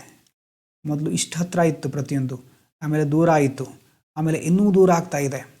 ಅಂತಂದರೆ ಕಾಲ ಕಳೆದ ಹಾಗೆ ಅದರ ನಡುವಿನ ಡಿಸ್ಟೆನ್ಸ್ ಜಾಸ್ತಿ ಆಗ್ತಾ ಇದೆ. ಅದಕ್ಕೆ ನಾವೇನಂತ ಕರಿತೇವೆ, ಹಬಲ್ಸ್ ಲಾ ಅಂತ ಕರಿತೇವೆ. ಗ್ಯಾಲಕ್ಸಿಗಳು ಒಂದರಿಂದ ಇನ್ನೊಂದು ದೂರ ಹೋಗ್ತಾ ಇರೋದು, ಮೂವಿಂಗ್ ಅವೇ. ಅದರ ಜೊತೆ ಎಷ್ಟು ದೂರ ಇರುತ್ತೆ ಗ್ಯಾಲಕ್ಸಿ, ಅಷ್ಟು ಫಾಸ್ಟಾಗಿ ಅದು ಮೂವ್ ಆಗ್ತಾ ಇರುತ್ತೆ. Faster the galaxy faster it moves away. ಇದಕ್ಕೆ ನಾವು ಹಬಲ್ಸ್ ಲಾ ಅಂತ ಕರಿತೇವೆ. ಇದರಿಂದಾಗಿ ನಮಗೆ ಯೂನಿವರ್ಸ್ ಇಸ್ ಎಕ್ಸ್ಪ್ಯಾಂಡಿಂಗ್, ಈ ಒಂದು ಬ್ರಹ್ಮಾಂಡ ಎಕ್ಸ್ಪ್ಯಾಂಡ್ ಆಗ್ತಾ ಇದೆ. ಅದು ಹಾಗೆ ಸ್ಥಿರವಾಗಿರೋದಲ್ಲ, ಪ್ರತಿಯೊಂದು ಸಂದರ್ಭದಲ್ಲೂ ಪ್ರತಿ ಕ್ಷಣ ಅದು ದೊಡ್ಡದಾಗ್ತಾ ಇದೆ ಅಂತ ಒಂದು ಥಿಯರಿ ಈಗ ಪ್ರಪೋಸ್ ಆಗುತ್ತೆ. ಆ ರೀತಿಯ ಒಂದು ನಿರ್ಧಾರಕ್ಕೆ ನಾವು ಬರ್ತೇವೆ. ನಾವು ಅಂತಂದರೆ ಸೈಂಟಿಸ್ಟ್ಗಳು, ಇಡೀ ಸೈಂಟಿಸ್ಟ್ಗಳ ಒಂದು ಸಮೂಹ ನಿರ್ಧಾರಕ್ಕೆ ಬರುತ್ತೆ. ಕೆಲವರು ಅದನ್ನು ಒಪ್ಕೊಳ್ಳೋದಿಲ್ಲ, ಬೇರೆ ಬೇರೆ ಥಿಯರಿಗಳು ಸಹ ಇದರಲ್ಲಿರುತ್ತೆ. ಆದರೆ ಮೆಜಾರಿಟಿ ಪೀಪಲ್ ಅದನ್ನು ಒಪ್ಕೊಳ್ತಾರೆ. ಆದರೆ ಇದೇ ಸಂದರ್ಭದಲ್ಲಿ ಇನ್ನೊಂದು ಪ್ರಾಬ್ಲಮ್ ಬರುತ್ತೆ. ಪ್ರಾಬ್ಲಮ್ ಅನ್ನೋಕ್ಕಿಂತ ಒಂದು ಡೌಟ್, ಕುತೂಹಲ. ಏನಿರಬಹುದು? ಈಗ ಎಲ್ಲ ಎಕ್ಸ್ಪ್ಯಾಂಡ್ ಆಗ್ತಾ ಇದೆ ಅಲ್ವಾ. ಎಲ್ಲ ಎಕ್ಸ್ಪ್ಯಾಂಡ್ ಆಗ್ತಾ ಇದೆ ಅಂತಂದರೆ ಒಂದಾನೊಂದು ಕಾಲದಲ್ಲಿ ಈಗ ಇಲ್ಲಿರೋದು 4 ಪಾಯಿಂಟ್ ಇದೆ, 1 2 3 4. ಈಗ ಎಷ್ಟು ದೂರದಲ್ಲಿದೆ, ಎಷ್ಟು ವರ್ಷಗಳಿಂದ ಇನ್ನೂ ಸ್ವಲ್ಪ ಹತ್ತಿರ ಇರಬೇಕಿತ್ತು ಅಲ್ವಾ. They have been become very closer many years ago ಅಲ್ವಾ. ಇನ್ನೂ ಸ್ವಲ್ಪ ಹತ್ತಿರ ಇರಬೇಕಿತ್ತು, ಇನ್ನೂ ಹತ್ತಿರ ಇರಬಹುದಿತ್ತು. ಹಾಗಾಗಿ ಒಂದು ಪಾಯಿಂಟಲ್ಲಿ, ಯಾವುದೋ ಒಂದು ಪಾಯಿಂಟಲ್ಲಿ ಬಹಳ ಹಿಂದೆ ಹೋದಾಗ ಅದು ಎಲ್ಲ ಒಟ್ಟಾಗಿರಬಹುದಲ್ವಾ. ಯಾವುದೋ ಒಂದು ಪಾಯಿಂಟಲ್ಲಿ ಇಷ್ಟು ದೂರ ಹೋಗಿರೋ ಪಾಯಿಂಟ್ಗಳೆಲ್ಲ ಹತ್ತಿರ ಬಂದು ಸೇರ್ಕೊಂಡಿರಬಹುದು. ಆ ಸೇರ್ಕೊಂಡಿರೋ ಪಾಯಿಂಟು ಹೇಗಿರಬಹುದು ಆವಾಗ, ಅಥವಾ ಅದು ಯಾವ ರೀತಿ ಇರಬಹುದು ಅನ್ನೋದ್ರ ಬಗ್ಗೆ ಕೆಲವು ಥಿಯರಿಗಳು ಬರ್ತಾ ಹೋಗುತ್ತೆ. ಅದರಲ್ಲಿ ಮುಖ್ಯವಾಗಿ ನಾವು ನೋಡೋದು big bang theory. The universe is expanding, reversing time. ಈಗ ಎಕ್ಸ್ಪ್ಯಾಂಡ್ ಆಗ್ತಾ ಇದೆ ಅಂತಂದರೆ ರಿವರ್ಸ್ ಹೋಗೋಣ. ರಿವರ್ಸ್ ಹೋದರೆ ಎಕ್ಸ್ಪ್ಯಾಂಡ್ ಆಗೋದೆಲ್ಲ ಒಂದು ಕಡೆ ಸೇರ್ಕೊಳ್ತಾ ಹೋಗುತ್ತೆ. All matter was once concentrated at a single point. ಈಗ ಎಲ್ಲ ಮಾಸ್ಗಳು ಒಂದು ಕಾಲದಲ್ಲಿ ಒಂದು ಸಣ್ಣ ಪಾಯಿಂಟ್ನಲ್ಲಿ ಕಾನ್ಸಂಟ್ರೇಟ್ ಆಗಿಬಿಟ್ಟಿದ್ವು. ಅದಕ್ಕೆ ನಾವು ಸಿಂಗ್ಯುಲಾರಿಟಿ ಅಂತ ಕರಿತೇವೆ. ಅಂದರೆ ಇಷ್ಟು ಮಾಸು ಅಷ್ಟು ಚಿಕ್ಕ ಒಂದು ಬಿಂದುವಿನಲ್ಲಿ ಕಾನ್ಸಂಟ್ರೇಟ್ ಆಗಿದೆ ಅಂತಂದರೆ ಅದರಲ್ಲಿ ಎಷ್ಟು ಡೆನ್ಸಿಟಿ ಇರ್ಬೋದಲ್ವ, ಅದರ ಸಾಂದ್ರತೆ ಎಷ್ಟಿರ್ಬೋದು. ಡೆನ್ಸಿಟಿ ಹೈ ಇರುತ್ತೆ, ಟೆಂಪ್ರೇಚರ್ ಜಾಸ್ತಿ ಇರುತ್ತೆ, ಪ್ರೆಷರ್ ಜಾಸ್ತಿ ಇರುತ್ತೆ. ಆ ಪ್ರೆಷರು ಟೆಂಪ್ರೇಚರು ಎಲ್ಲ ಜಾಸ್ತಿ ಇರಬೇಕಾದ್ರೆ ಅದು ಏನಾಗುತ್ತೆ? ನೀವೇ ನಿಮ್ಮ ಕೈಯಲ್ಲಿ ಹಲವಾರು ವಸ್ತುಗಳನ್ನು ಹಿಡ್ಕೊಳ್ಳಿಕ್ಕೆ ಟ್ರೈ ಮಾಡಿ, ನಿಮ್ಮ ಹತ್ರ ಹಿಡ್ಕೊಳ್ಳಿಕ್ಕೆ ಆಗೋದಿಲ್ಲ, ಅದು ಕೈಯಿಂದ ಜಾರಿ ಹೋಗುತ್ತೆ. ಅದರಲ್ಲಿ ಪ್ರೆಷರ್ ಮತ್ತು ಟೆಂಪ್ರೇಚರ್ ಸಹ ಸೇರಿದರೆ ಅದು ಎಕ್ಸ್ಪ್ಲೋರ್ಡ್ ಆಗುತ್ತೆ. ಅದೇ ಒಂದು ಘಟನೆ ಆವಾಗ ಆಯಿತು. ಅಂತಂದರೆ ಎಲ್ಲವೂ ಒಂದು ಪಾಯಿಂಟಿಗೆ ಬಂದು ಸೇರಿಕೊಂಡಿತ್ತು, ಆದರೆ ಟೆಂಪ್ರೇಚರ್, ಡೆನ್ಸಿಟಿ, ಪ್ರೆಷರ್ ಜಾಸ್ತಿ ಇರೋದ್ರಿಂದ ಎಕ್ಸ್ಪ್ಲೋರ್ಡ್ ಆಗಿತ್ತು. ಎಕ್ಸ್ಪ್ಲೋರ್ಡ್ ಅಂತಂದರೆ ದೊಡ್ಡ ಪ್ರಮಾಣದ ಸ್ಫೋಟ ಆಯಿತು. ಎಷ್ಟು ವರ್ಷಗಳ ಹಿಂದೆ ಅಂತ ಹೇಳ್ತಾರೆ ಸೈಂಟಿಸ್ಟ್ಗಳು? 13.7 ಬಿಲಿಯನ್ ವರ್ಷಗಳ ಹಿಂದೆ. ಅಷ್ಟು ವರ್ಷಗಳ ಹಿಂದೆ ಎಲ್ಲ ಒಂದೇ ಪಾಯಿಂಟ್ನಲ್ಲಿತ್ತು. ಟೆಂಪ್ರೇಚರ್, ಪ್ರೆಷರ್, ಡೆನ್ಸಿಟಿ ಜಾಸ್ತಿ ಇರೋದ್ರಿಂದ ಎಕ್ಸ್ಪ್ಲೋರ್ಡ್ ಆಗಿಬಿಡ್ತು. ಅದಕ್ಕೆ ನಾವು ಬಿಗ್ ಬ್ಯಾಂಗ್ ಥಿಯರಿ ಅಂತ ಕರೀತೇವೆ, ಮಹಾಸ್ಫೋಟ. ಆವಾಗ ಸ್ಫೋಟ ಆಗಿರೋದ್ರಿಂದ ಆಗ್ತಾ ಇರತಕ್ಕಂಥ ಎಕ್ಸ್ಪ್ಯಾನ್ಷನ್ ಇನ್ನೂ ಸಹ ಮುಂದುವರಿತಾ ಇದೆ. ಈಗಲೂ ಈ ಒಂದು ಪ್ರಪಂಚ, ಬ್ರಹ್ಮಾಂಡ ವಿಸ್ತರಿಸ್ತಾ ಹೋಗ್ತಾ ಇದೆ, ಎಕ್ಸ್ಪ್ಯಾಂಡ್ ಆಗ್ತಾನೆ ಇದೆ ಅಂತ ಸೈಂಟಿಸ್ಟ್ಗಳು ಹೇಳ್ತಾರೆ. ಹಾಗಾಗಿ ಒರಿಜಿನ್ ಆಫ್ ದ ಯೂನಿವರ್ಸ್ ಬಗ್ಗೆ ತುಂಬ ಥಿಯರಿಗಳಿದೆ. ಕೆಲವು ಬಿಗ್ ಬ್ಯಾಂಗಿಗೆ ಸಂಬಂಧಪಟ್ಟಂತಹ ವಿಷಯಗಳನ್ನು ನೋಡೋದಾದರೆ, ವಿತಿನ್ 3 ಮಿನಿಟ್ಸ್ ಈ ದೊಡ್ಡ ಸ್ಫೋಟ ಆಯ್ತಲ್ವ, ಸ್ಫೋಟ ಆದ 3 ನಿಮಿಷಗಳಲ್ಲಿ ನ್ಯೂಕ್ಲಿಯೈ ಫಾರ್ಮ್ ಆಯಿತು. ಅದಾದ ನಂತರ ಸುಮಾರು 3 ಲಕ್ಷ ವರ್ಷಗಳಾದಮೇಲೆ ಇಷ್ಟು ಟೆಂಪ್ರೇಚರ್ ಜಾಸ್ತಿ ಇತ್ತು ಅಂತ ಹೇಳಿದ್ವಿ, ಆ ಟೆಂಪ್ರೇಚರು ಕೂಲ್ ಆಗ್ತಾ ಬಂತು. ಕೂಲ್ ಆಗಿ ಸುಮಾರು 3 ಲಕ್ಷ ವರ್ಷಗಳು ಕಳೆದ ಮೇಲೆ ಯೂನಿವರ್ಸ್ ಹ್ಯಾಸ್ ಬಿನ್ ಕೂಲ್ಡ್. ಸ್ವಲ್ಪ ಕೂಲ್ ಆಯಿತು. ಕೂಲ್ ಆದಾಗ ಆಟಮ್ಸ್ ಫಾರ್ಮ್ ಆಗುತ್ತೆ. ಆಟಮ್ಸ್ ಫಾರ್ಮ್ ಆಗಿ ಲೈಟು ಸಪ್ರೇಟ್ ಆಗುತ್ತೆ. ಈಗ ಸ್ವಲ್ಪ ನಿಮಗೆ ಇದೆಲ್ಲ ಅರ್ಥ ಆಗದೇ ಇರಬಹುದು, ಅಂತಂದರೆ ಸೈಂಟಿಫಿಕ್ ಟರ್ಮ್ಗಳು ಬರ್ತಾ ಹೋಗಿದೆಯಲ್ವಾ, ಸ್ವಲ್ಪ ನಾನು ಎಕ್ಸ್ಪ್ಲೇನ್ ಮಾಡಬೇಕಾಗತ್ತೆ. ನೋಡಿ, ಮೊದಲು ಟೆಂಪ್ರೇಚರ್ ಜಾಸ್ತಿ ಇತ್ತು. ಟೆಂಪ್ರೇಚರ್ ಜಾಸ್ತಿ ಇದ್ದಾಗ ಎಲ್ಲ ಒಂದು ಸೂಪ್ ಥರ, ಈಗ ನೀವು ಬಿಸಿ ಸೂಪ್ ಕುಡ್ದಿರ್ಬೋದು, ಆ ಸೂಪ್ ಥರ ಎಲ್ಲ ಹಾಟ್ ಆಗಿರುತ್ತೆ, ತುಂಬ ಡೆನ್ಸ್ ಆಗಿರುತ್ತೆ ಅಲ್ವಾ. ಆವಾಗ ಆ ಒಂದು ಡೆನ್ಸ್ ಎನ್ವೈರ್ಮೆಂಟಲ್ಲಿ ಚಿಕ್ಕ ಚಿಕ್ಕ ಪಾರ್ಟಿಕಲ್ಗಳಿರುತ್ತೆ. ಪ್ರೋಟಾನು, ಎಲೆಕ್ಟ್ರಾನು, ಫೋಟಾನ್ ಅಂತಂದರೆ ಲೈಟ್ ಪಾರ್ಟಿಕಲ್ಲು. ಇದೆಲ್ಲ ಮೂಲಭೂತ ಕಣಗಳು ಅಂತ ಹೇಳ್ಬೋದು ನಾವು. ಆವಾಗ ತುಂಬ ಹೀಟ್ ಆಗಿರೋದ್ರಿಂದ ಒಂದಕ್ಕೊಂದು ಅಟ್ಯಾಚ್ ಆಗಲಿಕ್ಕೆ ಆಗೋದಿಲ್ಲ. ವಾಟರ್ ಬಾಯ್ಲ್ ಮಾಡಿದರೆ ಹೇಗೆ ಅದು ಕುದೀತಾ ಹೋಗುತ್ತೋ, ಆಟಮ್ಗಳು ಸಪ್ರೇಟ್ ಆಗ್ತಾ ಹೋಗುತ್ತೋ, ಆ ರೀತಿ ತುಂಬ ಹೀಟ್ ಇರೋದ್ರಿಂದ ಪ್ರೋಟಾನ್ ಬೇರೆ, ಎಲೆಕ್ಟ್ರಾನ್ ಬೇರೆ, ಪ್ರತಿಯೊಂದು ಕಣನೂ ಬೇರೆ ಬೇರೆ ಆಗಿ ಉಳ್ಕೊಂಡಿತ್ತು, ಒಂದಕ್ಕೊಂದು ಅಟ್ಯಾಚ್ ಆಗ್ತಾ ಇರಲಿಲ್ಲ. ಹಾಗಾಗಿ ನಂತರ ಕೂಲ್ ಡೌನ್ ಆದಮೇಲೆ 3 ಲಕ್ಷ ವರ್ಷ ಆದಮೇಲೆ ನಿಧಾನವಾಗಿ ಟೆಂಪ್ರೇಚರ್ ಕಡಿಮೆ ಆಗುತ್ತೆ. ಆವಾಗ ಎಲೆಕ್ಟ್ರಾನು ಪ್ರೋಟಾನ್ ಜೊತೆ ಸೇರಿಕೊಳ್ಳುತ್ತೆ, ಚಿಕ್ಕ ಚಿಕ್ಕ ಆಟಮ್ಗಳು ಫಾರ್ಮ್ ಆಗಲಿಕ್ಕೆ ಸ್ಟಾರ್ಟ್ ಆಗುತ್ತೆ. ಇಷ್ಟು ಹೊತ್ತು ಈ ಫೋಟಾನ್ ಇತ್ತಲ್ವ, ಈ ಫೋಟಾನು ಎಲೆಕ್ಟ್ರಾನಿಂದ ಸ್ಕ್ಯಾಟರ್ ಆಗ್ತಾ ಇತ್ತು, ಅಂತಂದರೆ ಲೈಟು ಚದುರು ಹೋಗ್ತಾ ಇತ್ತು. ಜಗತ್ತು ಆವಾಗ ಒಂಥರ ಒಪೇಕ್ ಆಗಿತ್ತು, ಎಲ್ಲ ಕಡೆ ಮಂಜು ಕವಿದ ವಾತಾವರಣ ಅಂತ ಹೇಳ್ತೀವಲ್ವ, ಏನು ಕಾಣಿಸ್ತಾ ಇರಲಿಲ್ಲ. ಇದು ಸೈಂಟಿಫಿಕ್ ಹೈಪಾಥಿಸಿಸ್, ಅಂದರೆ ಆ ರೀತಿ ಇರಬಹುದು ಅನ್ನೋದು. ಅದಾದ ನಂತರ ಯಾವಾಗ ಕೂಲ್ ಡೌನ್ ಆಗುತ್ತೋ, ಕೂಲ್ ಡೌನ್ ಆದಾಗ ಜಗತ್ತು ಟ್ರಾನ್ಸ್ಪರೆಂಟ್ ಆಯಿತು, ಪ್ರತಿಯೊಂದು ಲೈಟ್ ಪಾರ್ಟಿಕಲ್ಗಳಿಗೆ ಜೀವ ಬಂದ ಹಾಗಾಯಿತು. ಆದರೆ ಇದು ನಿಮ್ಗೆ ಅರ್ಥ ಆಗಲೇಬೇಕು ಅಂತಿಲ್ಲ, ಆದರೆ ಈ ಥರ ಒಂದು ಥಿಯರಿ ಇದೆ. ಅಂತಂದರೆ 3 ಲಕ್ಷ ವರ್ಷಗಳ ನಂತರ ಯೂನಿವರ್ಸ್ ಕೂಲ್ ಆಯಿತು, ಆಟಮ್ಸ್ ಫಾರ್ಮ್ ಆಯಿತು, ಲೈಟ್ ಸಪ್ರೇಟ್ ಆಯಿತು ಅನ್ನುವಂಥ ಒಂದು ಥಿಯರಿ ಇದೆ. ಅದರಿಂದಾಗಿ ನೋಡಿ, ಆವಾಗ ಒಂದು ಲೈಟು ಸಪ್ರೇಟ್ ಆಯ್ತಲ್ವಾ, ಆವಾಗ ಸಪ್ರೇಟ್ ಆಗಿರುವಂಥ ಲೈಟು ಇನ್ನೂ ಸಹ ನಮಗೆ ಈಗಿನ ಪ್ರಪಂಚದಲ್ಲೂ ಅದರ ಎವಿಡೆನ್ಸ್ ಸಿಗುತ್ತೆ. ಅದಕ್ಕೆ ನಾವು ಕಾಸ್ಮಿಕ್ ಮೈಕ್ರೋವೇವ್ ಬ್ಯಾಕ್ಗ್ರೌಂಡ್ ರೇಡಿಯೇಷನ್ ಅಂತ ಕರಿತೇವೆ. ಈ ಒಂದು ಕಾಸ್ಮಿಕ್ ಮೈಕ್ರೋವೇವ್ ಬ್ಯಾಕ್ಗ್ರೌಂಡ್ ರೇಡಿಯೇಷನ್ನೇ ಬಿಗ್ ಬ್ಯಾಂಗ್ ಆಗಿರೋದಕ್ಕೆ ಎವಿಡೆನ್ಸ್ ಅಂತ ಸೈಂಟಿಸ್ಟ್ಗಳು ಹೇಳ್ತಾರೆ. ಅದು ಆಗಿನ ಕಾಲದಲ್ಲಿ ಲೈಟ್ ಫ್ರೀ ಆದಾಗ ಈ ಒಂದು ಬ್ಯಾಕ್ಗ್ರೌಂಡ್ ರೇಡಿಯೇಷನ್ ಥರ ಎಲ್ಲ ಕಡೆ ಹರಡಿತ್ತು ಅಂತ. ಇದಾದ ನಂತರ ಸ್ಟಡಿ ಸ್ಟೇಟ್ ಥಿಯರಿ ಅಂತ ಇನ್ನೊಬ್ರು ಪ್ರಪೋಸ್ ಮಾಡ್ತಾರೆ. ಅದಂತಂದರೆ ಹಾಯ್ಲ್, ಬಾಂಡಿ ಗೋಲ್ಡ್ ಅನ್ನೋರು ಪ್ರಪೋಸ್ ಮಾಡ್ತಾರೆ. ಅವ್ರ ಪ್ರಕಾರ ಮಹಾಸ್ಫೋಟನೂ ಆಗಿಲ್ಲ, ಏನೂ ಆಗಿಲ್ಲ. Universe has no beginning, no end. ಇದಕ್ಕೆ ಆದಿನೂ ಇಲ್ಲ, ಅಂತ್ಯನೂ ಇಲ್ಲ.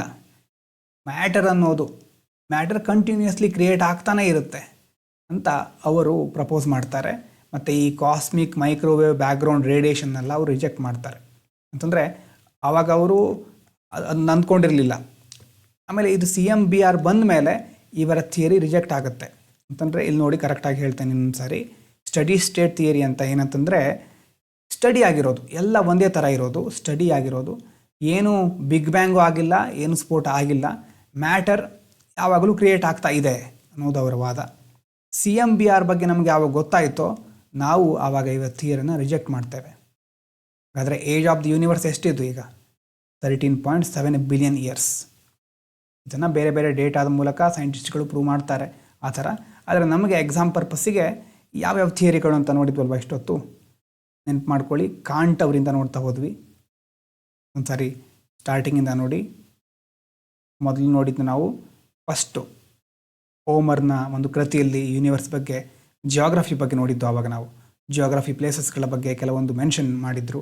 ಕೇವ್ ಪೇಂಟಿಂಗನ್ನು ಅಲ್ಲೂ ಸಹ ಸಿಕ್ತು ನಮಗೆ ಕೆಲವೊಂದು ಆಧಾರಗಳು. ಜಿಯೋಗ್ರಫಿ ಅನ್ನುವಂಥ ಸಬ್ಜೆಕ್ಟು ಹೇಗೆ ಬೆಳೀತಾ ಬಂತು, ಗ್ರೀಕು, ರೋಮನ್ನು, ಸನ್ ಡಯಲ್ಲು. ನೆಕ್ಸ್ಟ್ ನಮ್ಮ ಪ್ಲೇಸು 3 ಥರ ಥಿಯರಿಗಳಿದೆ: ಆಂಥ್ರೋಪೋಸೆಂಟ್ರಿಕ್ಕು, ಜಿಯೋಸೆಂಟ್ರಿಕ್ಕು, ಹಿಲಿಯೋಸೆಂಟ್ರಿಕ್ಕು. ಆಮೇಲೆ ಬಂದಿರೋದು ಒರಿಜಿನ್ ಆಫ್ ದ ಯೂನಿವರ್ಸು. ಅದರಲ್ಲಿ ಇಮ್ಯಾನ್ಯುಯಲ್ ಕಾಂಟ್, ನೆಬುಲಾರ್ ಹೈಪೋಥಿಸಿಸ್, ಕಾಂಟ್ ಲ್ಯಾಪ್ಲೆಸ್ ಇಬ್ಬರು ಬರ್ತಾರೆ. ಮತ್ತು ಅದಾದಮೇಲೆ ತುಂಬ ಗ್ಯಾಲಕ್ಸಿಗಳಿದೆ. ಮಿಲ್ಕಿ ವೇ ನಮ್ಮ ಗ್ಯಾಲಕ್ಸಿ. ಹಬಲ್ ಥಿಯರಿ ಬರುತ್ತೆ. ಗ್ಯಾಲಕ್ಸಿಗಳು ಒಂದರಿಂದ ಇನ್ನೊಂದು ಮೂವ್ ಆಗ್ತಾ ಇವೆ. ಯೂನಿವರ್ಸ್ ಎಕ್ಸ್ಪ್ಯಾಂಡ್ ಆಗ್ತಾ ಇದೆ. ಎಕ್ಸ್ಪ್ಯಾಂಡ್ ಆಗಿರೋದ್ರಿಂದ ಮೊದಲು ಯಾವತ್ತೋ ಒಂದು ಕಾಲದಲ್ಲಿ ಒಂದು ಪಾಯಿಂಟ್ ಸಿಂಗ್ಯುಲಾರಿಟಿ ಅಂತ ಇರಬೇಕಿತ್ತು. ಅಲ್ಲಿ ಡೆನ್ಸಿಟಿ, ಟೆಂಪ್ರೇಚರ್, ಪ್ರೆಷರ್ ಜಾಸ್ತಿ ಇತ್ತು, ಸ್ಫೋಟ ಆಯಿತು. ಅದಕ್ಕೆ ನಾವು ಬಿಗ್ ಬ್ಯಾಂಗ್ ಅಂತ ಕರಿತೇವೆ. ಬಿಗ್ ಬ್ಯಾಂಗ್ ಆದ ಕೆಲವೇ ಕ್ಷಣಗಳಲ್ಲಿ ನ್ಯೂಕ್ಲಿಯರ್ ಫಾರ್ಮ್ ಆಗುತ್ತೆ. ಹಲವಾರು ವರ್ಷಗಳ ನಂತರ ಕೂಲ್ ಡೌನ್ ಆಗುತ್ತೆ. ಬೇರೆ ಬೇರೆ ಪ್ರಕ್ರಿಯೆಗಳು ಮುಂದುವರಿತಾ ಬರುತ್ತೆ. ಅದರಲ್ಲಿ ಅದಕ್ಕೆ ಒಂದು ಎವಿಡೆನ್ಸ್ ಏನು? Cosmic microwave background radiation. Study state theory ಅಂತಂದರೆ ಯೂನಿವರ್ಸು ಮೊದಲಿನ ಥರನೇ ಈಗಲೂ ಹಾಗೇ ಇದೆ. ಬಿಗಿನಿಂಗೂ ಇಲ್ಲ, ಅದಕ್ಕೆ ಎಂಡಿಂಗೂ ಇಲ್ಲ. ಮ್ಯಾಟರ್ ಕಂಟಿನ್ಯೂಸ್ ಆಗಿ ಕ್ರಿಯೇಟ್ ಆಗ್ತಾ ಇದೆ. ಇಷ್ಟು ಅರ್ಥ ಆದರೆ ನೀವು ಒಳ್ಳೆಯ ಹಂತದಲ್ಲಿದ್ದೀರಿ. ಹಾಗಾಗಿ ಮುಂದಿನ ವಿಷಯಕ್ಕೆ ಹೋಗಲಿಕ್ಕೆ ರೆಡಿ ಅಂತ. ಇದಾದ ಮೇಲೆ ಯೂನಿವರ್ಸ್ ಹೇಗೆ ಹುಟ್ಕೊಳ್ತು ಅನ್ನೋದ್ರ ಬಗ್ಗೆ ಸಿಂಪಲಾಗಿ ನೋಡಿದ್ವಿ. ಇನ್ನು ಪ್ಲ್ಯಾನೆಟ್ ಅರ್ತ್ ಮತ್ತು ಸೋಲಾರ್ ಸಿಸ್ಟಮ್, ನಮ್ಮ ಒಂದು ಭೂಮಿ, ನಮ್ಮ ಸೌರವ್ಯೂಹದ ಬಗ್ಗೆ ನೋಡ್ತಾ ಹೋಗೋಣ. ಸೌರವ್ಯೂಹದಲ್ಲಿ ಎಷ್ಟು ಗ್ರಹಗಳಿದೆ ಅಂತ ನಿಮ್ಗೆ ಗೊತ್ತಿದೆ. 8 ಗ್ರಹಗಳಿದೆ. ಯಾವುದರ ಸುತ್ತಾ ಇದೆ? ಸೂರ್ಯನ ಸುತ್ತಾ ಇದೆ ಅಲ್ವಾ? ಯಾಕೆ ಸುತ್ತಾ ಇದೆ? Because sons gravitational full. ಸೂರ್ಯನ ಗುರುತ್ವಾಕರ್ಷಣ ಶಕ್ತಿಗೆ ಒಳಗಾಗಿ ಎಲ್ಲ ಗ್ರಹಗಳು ಸೂರ್ಯನನ್ನು ಸುತ್ತಾ ಇವೆ. ಅದರಲ್ಲೂ ಈ ಸ್ಯಾಟಲೈಟ್ಗಳಿರ್ತಾವಲ್ವ, ಪ್ರತಿ ಗ್ರಹನೂ ಅಂತ ಮಾತ್ರ ಅಲ್ಲ, ಆ ಗ್ರಹಕ್ಕೆ ಉಪಗ್ರಹಗಳಿದೆ. ಉಪಗ್ರಹಗಳು ಸಹ ಗ್ರಹಗಳನ್ನು ಸುತ್ತಾ ಇವೆ. ಅದಕ್ಕೂ ಕಾರಣ ಏನು? ಗ್ರಾವಿಟಿ. ಅದಕ್ಕೋಸ್ಕರದಿಂದ ಅದಕ್ಕೆ ಆ ಒಂದು ಕಾರಣದಿಂದಾಗಿಯೇ ನಮ್ಮ ಚಂದ್ರ ಭೂಮಿಯನ್ನು ಸುತ್ತಾ ಇದೆ. ಜುಪಿಟರಿಗೆ 95 ಮೂನ್ಸ್ಗಳು, ಹೀಗೆ ಗ್ರಹಗಳಿಗೆ ಉಪಗ್ರಹಗಳು ಇರುತ್ತೆ. ಬರೀ ನೈಸರ್ಗಿಕ ಉಪಗ್ರಹಗಳು ಮಾತ್ರ ಅಲ್ಲ, ಆರ್ಟಿಫಿಷಿಯಲ್ ಸ್ಯಾಟಲೈಟ್ಸ್ಗಳು. ಇಸ್ರೋದವರು, ನಾಸಾದವರು ಲಾಂಚ್ ಮಾಡ್ತಾರಲ್ವ, ಅಂತಹ ಆರ್ಟಿಫಿಷಿಯಲ್ ಸ್ಯಾಟಲೈಟ್ಗಳು ಸಹ ಆರ್ಬಿಟ್ನ ಮೂಲಕ ಸೇಮ್ ರೀಸನಿಂದ, ಗ್ರಾವಿಟಿಯಿಂದಾಗಿ ನಮ್ಮ ಭೂಮಿಯನ್ನು ಸುತ್ತಾ ಇವೆ. ಆದರೆ ಅಲ್ಲಿ ಒಂದು ರೀಸನಿಂಗ್ ಅಂತಂದರೆ 2 ಬ್ಯಾಲೆನ್ಸ್ ಆಗಬೇಕು. ಒಂದು ಗ್ರಾವಿಟೇಷನಲ್ ಪುಲ್, ಇನ್ನೊಂದು ಫಾರ್ವರ್ಡ್ ವೆಲಾಸಿಟಿ. ಈಗ ಸ್ವಲ್ಪ ಟರ್ಮ್ಗಳು ಹೊಸದಾಗಿ ಬಂತು. ಇದನ್ನು ಸರಿಯಾಗಿ ಅರ್ಥ ಮಾಡ್ಕೊಳ್ಬೇಕು ನಾವು. ಇದರ ಬಗ್ಗೆ ಹೇಳ್ತೇನೆ ನಿಲ್ಲಿ. ಮೊದಲು ಗ್ರಾವಿಟಿ ಅಂತಂದರೆ ಏನು, ಆ್ಯಕ್ಚುಲಿ ಸೈಂಟಿಫಿಕ್ ಆಗಿ ಏನು ಹಾಗಂತಂದರೆ ಅನ್ನೋದನ್ನು ಬ್ರೀಫಾಗಿ ನಾವು ನೋಡಬೇಕಾಗತ್ತೆ. ಅಂದರೆ ತುಂಬ ಡೀಟೇಲ್ ಆಗಿ ನಾವು ನೋಡಬೇಕಾದ ಅವಶ್ಯಕತೆ ಇರೋದಿಲ್ಲ. ಆದರೆ ನ್ಯೂಟನ್ಸ್ ಏನು ಹೇಳ್ತಾನೆ? ನ್ಯೂಟನ್ನು ಒಂದು ಫಾರ್ಮುಲಾ ಕೊಡ್ತಾನೆ. ಗ್ರಾವಿಟೇಷನ್ ಫೋರ್ಸ್ ಅಂತಂದರೆ G m1 m2 ಅದಾದಮೇಲೆ r² ಅಂತ ಹೇಳ್ತಾನೆ. ಇದನ್ನು ನೆನಪಿಟ್ಕೊಳ್ಬೇಕಾದ ಅವಶ್ಯಕತೆ ಇಲ್ಲ. ಆದರೆ ಏನು ಇದರ ಅರ್ಥ ಅಂತಂದರೆ, ಈ ಫೋರ್ಸ್, ಗ್ರಾವಿಟೇಷನ್ ಫೋರ್ಸ್ ಅಂತಂದರೆ ಇಲ್ಲಿ ಏನೇನು ಬರುತ್ತೆ? ಇದೊಂದು ಕಾನ್ಸ್ಟಂಟ್, ಒಂದು ವ್ಯಾಲ್ಯೂ ಇರುತ್ತೆ. ಅದರ ವ್ಯಾಲ್ಯೂ ಜೊತೆ ಯಾವುದು ಗ್ರಾವಿಟೇಷನನ್ನು ಡಿಸೈಡ್ ಮಾಡುತ್ತೆ ಅಂತಂದರೆ ಮಾಸು. ಕೆಳಗಡೆ ಇರೋದು ಆರ್ ಅಂತಂದರೆ ಡಿಸ್ಟೆನ್ಸು. ಒಂದು ಆಬ್ಜೆಕ್ಟ್ ಇನ್ನೊಂದು ಆಬ್ಜೆಕ್ಟ್ನ ಮೇಲೆ ಗ್ರಾವಿಟೇಷನ್ ಫೋರ್ಸನ್ನು ಎಷ್ಟು ಅಪ್ಲೈ ಮಾಡ್ತಾ ಇದೆ ಅನ್ನೋದು ಡಿಪೆಂಡ್ ಆಗಿರೋದು ಇದು 2ರ ಮಾಸು, m1 m2 ಮತ್ತು ಅವು 2ರ ನಡುವಿರುವಂಥ ಡಿಸ್ಟೆನ್ಸು ಆರ್. G ಅನ್ನೋದೊಂದು ಕಾನ್ಸ್ಟಂಟ್ ವ್ಯಾಲ್ಯೂ ಇರುತ್ತೆ, ಅದನ್ನು ಅಪ್ಲೈ ಮಾಡಬೇಕು. m1 m2 ಜಾಗದಲ್ಲಿ ಇದು 2ರ ಮಾಸನ್ನು ಹಾಕಬೇಕು. ಡಿಸ್ಟೆನ್ಸ್ ಜಾಗದಲ್ಲಿ ಅದರ ಆರ್ನ ಹಾಕಬೇಕು. ಹಾಗಾಗಿ ಜಗತ್ತಿನಲ್ಲಿ ಯಾವುದೇ ಆಬ್ಜೆಕ್ಟ್ ಇರಬಹುದು. ನಮ್ಮ ಫಿಂಗರ್ ಟಿಪ್, ನಮ್ಮ ಕೈ ಬೆರಳು ಸಹ ದೊಡ್ಡದಾದ ನಕ್ಷತ್ರದ ಮೇಲೆ ಗ್ರಾವಿಟೇಷನನ್ನು ಅಪ್ಲೈ ಮಾಡ್ತಾ ಇರುತ್ತೆ. ಆದರೆ ಅದು ಯಾಕೆ ಇಂಪ್ಯಾಕ್ಟ್ ಆಗೋದಿಲ್ಲ ಅಂತಂದರೆ, ಒಂದು ನಮ್ಮ ಮಾಸು ತುಂಬ ಕಡಿಮೆ, ಅದರ ಜೊತೆ ನಮಗೆ ಮತ್ತು ಆ ಸ್ಟಾರಿಗಿರುವಂಥ ಡಿಸ್ಟೆನ್ಸ್ ಸಹ ತುಂಬ ಕಡಿಮೆ. ಈ ಆ ಗ್ರಾವಿಟಿ ಅಂತಂದರೆ ಜಸ್ಟ್ ನೆನಪಿರಲಿ ನಿಮಗೆ, ಅದು ಮಾಸ್ ಮೇಲೆ ಡಿಪೆಂಡ್ ಆಗಿರುತ್ತೆ ಮತ್ತು ಅದರ ಜೊತೆ ಡಿಸ್ಟೆನ್ಸ್ ಮೇಲೆ ಡಿಪೆಂಡ್ ಆಗಿರುತ್ತೆ, ಮಾಸು ಮತ್ತು ಡಿಸ್ಟೆನ್ಸ್. ಈಗ ಗ್ರಾವಿಟಿ ಹೇಗೆ ಎಫೆಕ್ಟ್ ಆಗುತ್ತೆ? ಒಂದು ಪೆನ್ ಹಿಡ್ಕೊಂಡಿರ್ತೀರಿ, ಆ ಪೆನ್ನನ್ನು ಮೇಲ್ಗಡೆ ಎಸೆದಿರೋ ಪೆನ್ನು ವಾಪಸ್ ಭೂಮಿಗೆ ಬರುತ್ತೆ ಅಲ್ವಾ? ಭೂಮಿಗೆ ಬರುತ್ತೆ ಅಂತಂದರೆ ಭೂಮಿಯ ಗ್ರಾವಿಟೇಷನ್ ಫೋರ್ಸು ಅದರ ಮೇಲೆ ಅಪ್ಲೈ ಆಗ್ತಾ ಇದೆ. ಯಾಕೆ ಭೂಮಿ ಕಡೆನೇ ಬರುತ್ತೆ? ಭೂಮಿಯ ಮಾಸ್ ಜಾಸ್ತಿ ಇದೆ. ಹೆಚ್ಚು ಮಾಸನ್ನು ಹೊಂದಿರುವಂಥ ಆಬ್ಜೆಕ್ಟು ಇನ್ನೊಂದನ್ನು ಅಟ್ರ್ಯಾಕ್ಟ್ ಮಾಡುತ್ತೆ. ಈ ಭೂಮಿ ಕಡೆ ವಾಪಸ್ ಬಂದಿದೆ ಆ ಪೆನ್ನು. ಅದೇ ಒಂದು ವೇಳೆ ನೀವು ಡೈರೆಕ್ಟ್ ಮೇಲೆ ಎಸೆದೇನೆ ಮುಂದೆ ತಳ್ತೀರಿ ಎಲ್ಲ ಒಂದು ಕಡೆಯಿಂದ, ಸ್ವಲ್ಪ ಮುಂದೆ ಹೋಗಿ ಮತ್ತೆ ಭೂಮಿಗೆ ಬೀಳುತ್ತೆ ಅಲ್ವಾ? ನೀವು ಕೊಟ್ಟಿರುವಂಥ ಒಂದು ಫೋರ್ಸ್ ಇದೆಯಲ್ವಾ, ಆ ಫೋರ್ಸು ಎಲ್ಲಿ ತನಕ ಇರುತ್ತೋ ಅದು ಮುಗಿಯೋದ ಮೇಲೆ ಕೆಳಗಡೆ ಬೀಳುತ್ತೆ. ಇನ್ನೂ ಸ್ವಲ್ಪ ವೇಗವಾಗಿ ನೀವು ಎಸೆದ್ರೆ, ನೀವು ನಿಂತ್ಕೊಂಡು ಒಂದು ಪೆನ್ನನ್ನು ಎಸಿತೀರಿ, ಹೀಗೆ ಇರೋದು ಮತ್ತೆ ಅದು ಬಂದು ಬೀಳೋದು ಭೂಮಿಗೇನೆ. ಆದರೆ ಎಷ್ಟು ಹೊತ್ತು ಆದಮೇಲೆ, ಎಷ್ಟು ದೂರದ ನಂತರ ಅದು ಬಂದು ಬೀಳುತ್ತೆ ಅನ್ನೋದು ಎಷ್ಟು ಫೋರ್ಸ್ ಹಾಕಿ ಎಸಿತೀರಿ ಅಂತ. ಆ ಫೋರ್ಸು ನಾವಿಲ್ಲಿ ವೆಲಾಸಿಟಿ ಅಂತ ಕನ್ಸಿಡರ್ ಮಾಡಬಹುದು. ಅಂದರೆ ಎಷ್ಟು ವೆಲಾಸಿಟಿ ಅದಕ್ಕೆ ತುಂಬಿದ್ದೀರಿ, ಎಷ್ಟು ಸ್ಪೀಡಿಂದ ಹೋಗ್ತಾ ಇದೆ ಅದು ಅನ್ನೋದ್ರ ಮೇಲೆ ಅದರ ವಾಪಸ್ಸು ಭೂಮಿಗೆ ಬರುವಂಥ ಸಾಮರ್ಥ್ಯ ಅಥವಾ ಬರುವಂಥ ಒಂದು ಸಮಯ ಡಿಪೆಂಡ್ ಆಗಿರುತ್ತೆ. ಈಗ ನೋಡಿ, ನಾವು ಮುಖ್ಯವಾಗಿ ನೋಡ್ಲಿಕ್ಕೆ ಹೊರಟಿರೋದು ಸನ್ನು ಮತ್ತು ನಮ್ಮ ಅರ್ತ್. ಸನ್ ಇದ್ದಾನೆ ಮಿಡ್ಲಲ್ಲಿ, ನಮ್ಮ ಸೂರ್ಯ ಇದ್ದಾನೆ, ಅದರ ನಂತರ ಭೂಮಿ ಇಲ್ಲಿದೆ ಅಲ್ವಾ? ಭೂಮಿ ಯಾಕೆ ಸೂರ್ಯನ ಸುತ್ತಾ ಇರಬೇಕು? Why earth and other planets move around the sun? Gravitation ಪ್ರಕಾರ ಸೂರ್ಯನ ಮಾಸು ತುಂಬ ಜಾಸ್ತಿ ಇದೆ, ಬಂದು ಬೀಳಬೇಕಿತ್ತಲ್ವ ಹಾಗಾದರೆ ಭೂಮಿ ಸೂರ್ಯನ ಮೇಲೆ, ಅಥವಾ ಎಲ್ಲ ಗ್ರಹಗಳು ಸೂರ್ಯನ ಒಳಗಡೆ ಬಂದು ಸೇರಿಕೊಳ್ಬೇಕಿತ್ತಲ್ವ? ಯಾಕೆ ಆ ಗ್ರಹಗಳು ಸೂರ್ಯನ ಒಳಗಡೆ ಬಂದು ಬೀಳ್ತಾ ಇಲ್ಲ ಅನ್ನೋದನ್ನು ನಾವು ಬ್ರೀಫಾಗಿ ನೋಡೋಣ. ನೋಡಿ, ಸೂರ್ಯನಿಂದ ಇಷ್ಟು ದೂರದಲ್ಲಿದೆ ಭೂಮಿ. ದೂರ ಎಷ್ಟು ಇರಲಿ, ಆದರೆ ಭೂಮಿ ಸುತ್ತಾ ಇದೆ ಅನ್ನೋದು ನಿಮ್ಗೆ ಗೊತ್ತಾಯಿದೆ. ಭೂಮಿ ಸುತ್ತಾ ಇರಬೇಕಾದ್ರೆ ಯಾಕೆ ಸುತ್ತಾ ಇದೆ ಅಂತಂದರೆ ಬರೀ ಗ್ರಾವಿಟೇಷನ್ ಫೋರ್ಸ್ ಮಾತ್ರ ಅಲ್ಲ, ಅದಕ್ಕೆ ಎಲ್ಲಿಂದ ಒಂದು ಕಡೆಯಿಂದ ವೆಲಾಸಿಟಿ ಬರ್ತಾ ಇದೆ. ವೆಲಾಸಿಟಿ ಏನು ಮಾಡ್ತಾ ಇದೆ?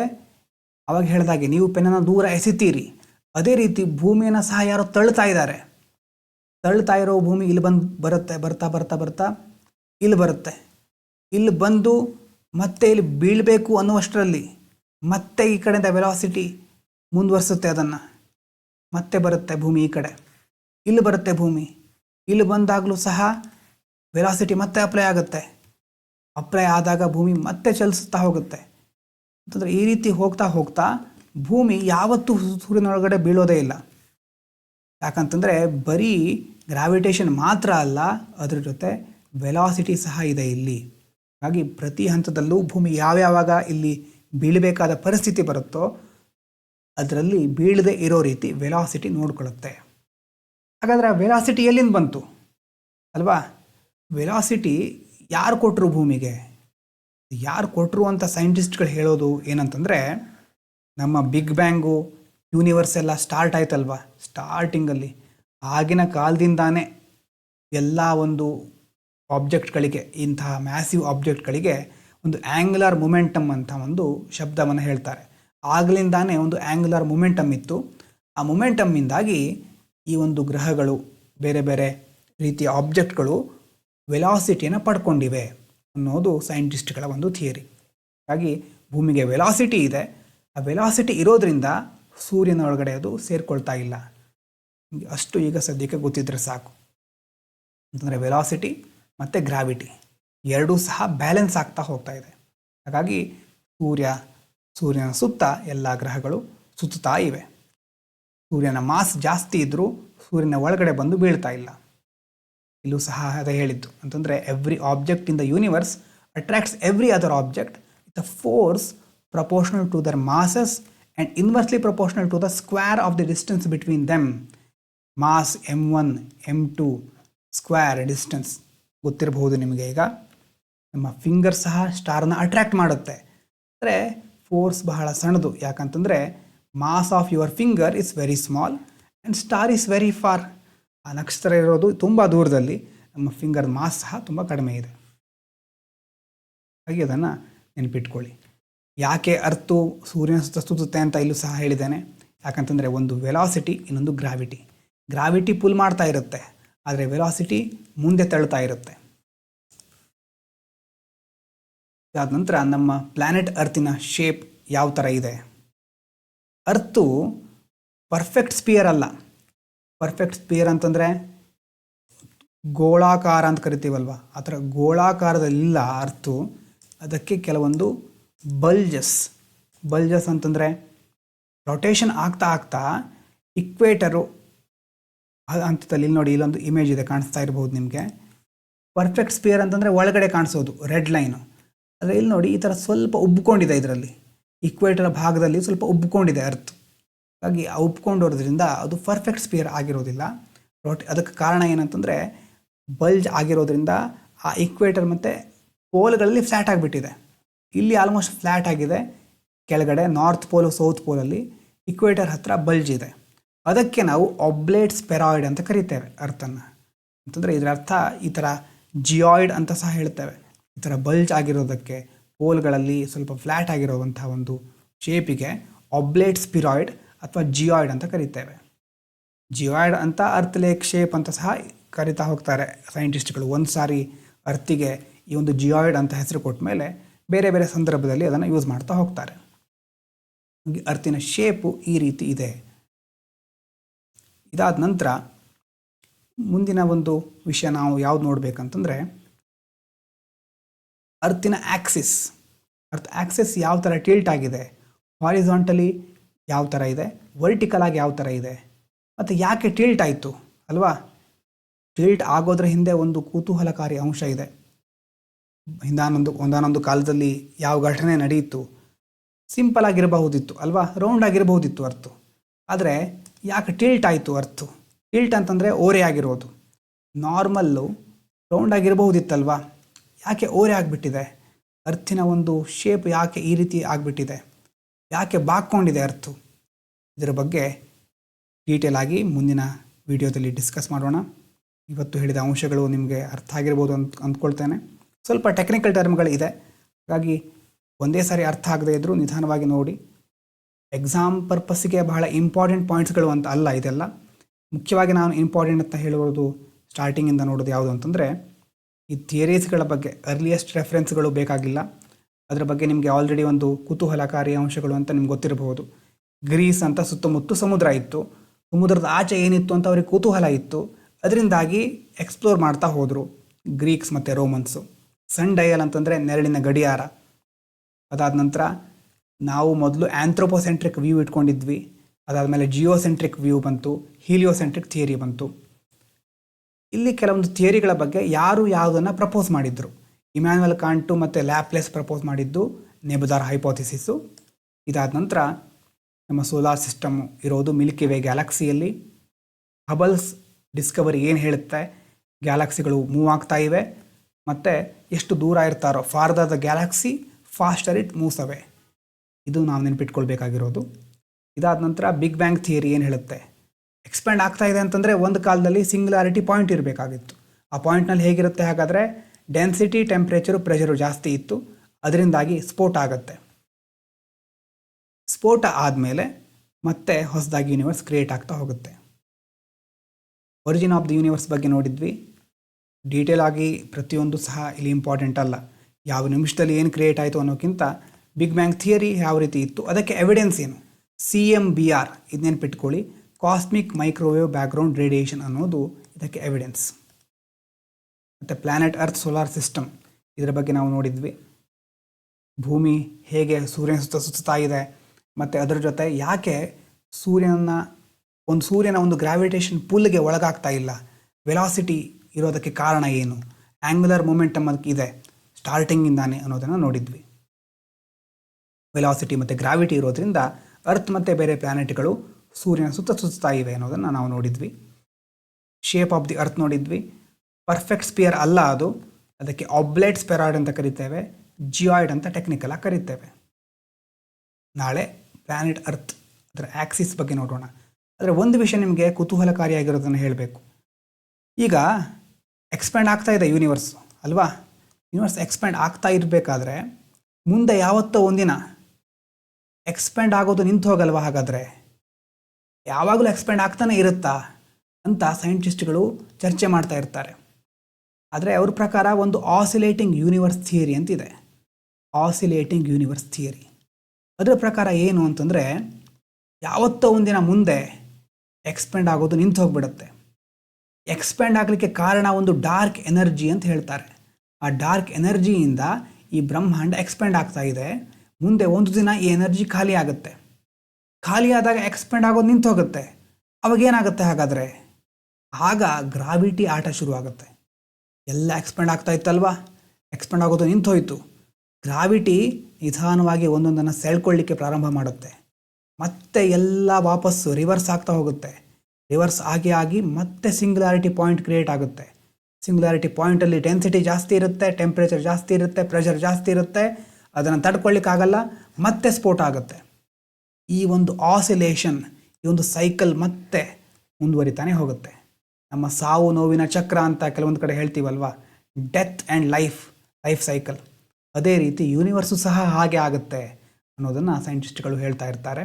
ಈ ಒಂದು ಅಂಶದ ಜೊತೆ ಇವತ್ತಿನ ವಿಡಿಯೋವನ್ನು ಮುಗಿಸೋಣ. Thank you so much. Stay healthy, stay fantastic.